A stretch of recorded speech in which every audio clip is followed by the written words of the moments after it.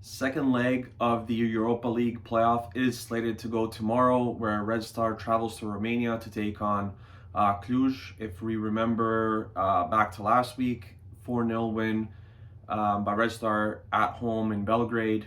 A really good match for Red Star, who haven't really played so to say a complete match this entire season when you count the domestic league as well as Champions League qualifying and Europa League qualifying. The only match that you can kind of say maybe is that Kariat 5-0 win. But it was really good to see that the team performed at a very high level. In Romania, it's going to be tough. You know, they're the home team now. They're down 4-0. It's always easy to underestimate a team. I don't think we should. We've seen some crazy things happen in football. Not saying we're going to lose or anything or bow out, but I want to see another complete game. I want to see the back line perform the way that they should. I want to see the defensive midfielders, whether it's Sanogo or whoever it is, Kanga, perform at a very high level, which Sanogo has done throughout pretty much the entire qualifying phase. You can argue that he's been maybe the second best Red Star player this season. He's been really good this season.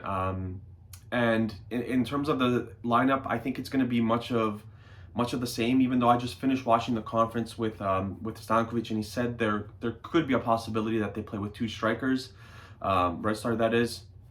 Should be interesting to see how that goes down. Dragovic I expect to be a center back, obviously, and I think Pankov is going to be his defensive partner. Degenek picking up an injury and a 4-0 result from the first leg. I don't think Stankovic is going to throw him out there. However, like I said, Stankovic is full of surprises.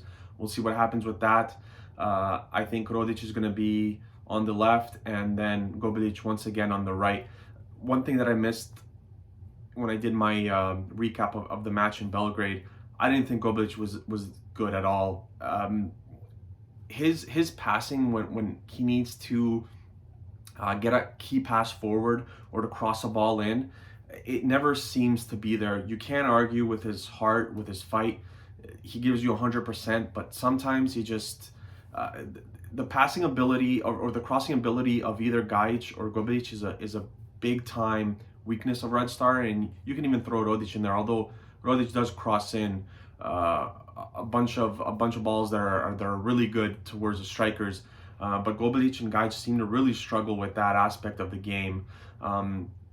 And so I think that's going to be the back line. And then the two defensive midfielders, I expect to see Kanga and Sonogo.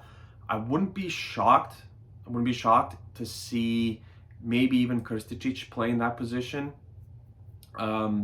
I thought he was good when he came on against, I believe he came on against Cluj, and on the weekend he played as well. He scored a really nice goal actually, and I thought he played really well. So hopefully he's starting to round into form a little bit, because Red Star are going to need that.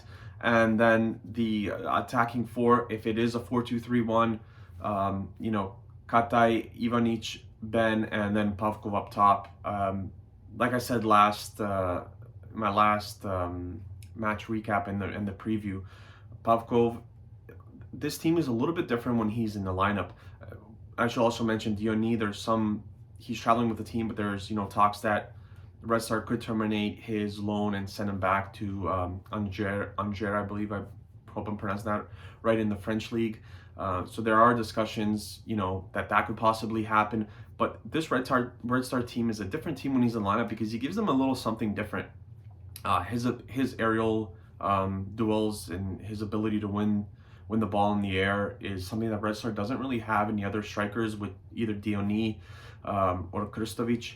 Marko Blazetic, we haven't seen too much of, so we can't really talk about him in that sense, because he is 17-year-old. He's only played like 30-40 minutes for Red Star, so it wouldn't be fair to put him into that category. But I should mention that he's a really good prospect and looks like he's going to be a really good player.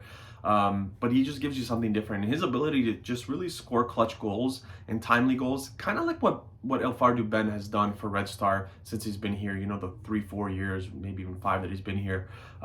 Just they always seem to be in the right place at the right time when Red Star need a goal or an assist or whatever the case may be, to play that final ball, whatever the case may be. They always seem to be in the right place, and Degenek should be actually in that conversation as well, so you can Pavkov, Degenek, and Ben are like the three players. You know, we have a lot of great guys on this team, Ivanic and Katekanga, but it seems like those three always show up when it matters most. So like I said, it just gives Red Star a different dimension. He's really hard to hold down if you're a center back, which we saw in the first match against Cluj. Practically, you know, you have to drag him down. There's very little you could do when he's in the air. But he just gives Red Star a different dimension, a little bit different than what Dionid has to offer, and a little bit different with Krstovic. So basically, I just want to see a complete team performance here. Let's be dominant. Obviously, let's win the match. You never want to lose, but let's win the match. Let's score a goal, 2, whatever, 3. I'll take 4 again if you know if we can. But they as in Cluj have a player coming back from a suspension. I mentioned last time that they had a player, I believe it was on the left wing, a young player. I forget his name. He was really good. So there, with his speed, he has a real chance to cause problems, assuming he starts, and I think he will, because I was really impressed by what he showed and his ability to attack. I believe it was Gobelic on that right side. Right back was Gobelic, and he was on the left, so he was playing on that side. But I thought it was really good. But apart from that, it really, like, Cluj wasn't really that fluid. And they're going to need to play a lot better. And I think they will play a lot better for 2 reasons. One, I don't think it's possible to play any worse. And the second reason is they're at home, so they're playing in front of their fans. Also, should remind people that Albeck, I believe his name is, he hit the crossbar with, like, in the 83rd minute. So, you know, you get a goal back, and, you know, now you need 3 at home, although you still have to score those 3, but it's, you know, you never know what can happen. And even with this result, I said at the beginning of this piece, it's 3 goals, 4 goals. You never know what can happen. Another interesting fact: Axel Bakayoko didn't travel with the team, and neither did Falco. Falco is injured. Some rumors that he is sold. Axel Bakayoko kind of is. They could get rid of him as well. He hasn't been given a fair shake this season at all. But we'll see what happens with that. We'll see what happens with Falco. There's some rumors about, you know, incoming players, which I'll talk about if those transfers do happen. But overall, expect to see a really good game tomorrow in Romania.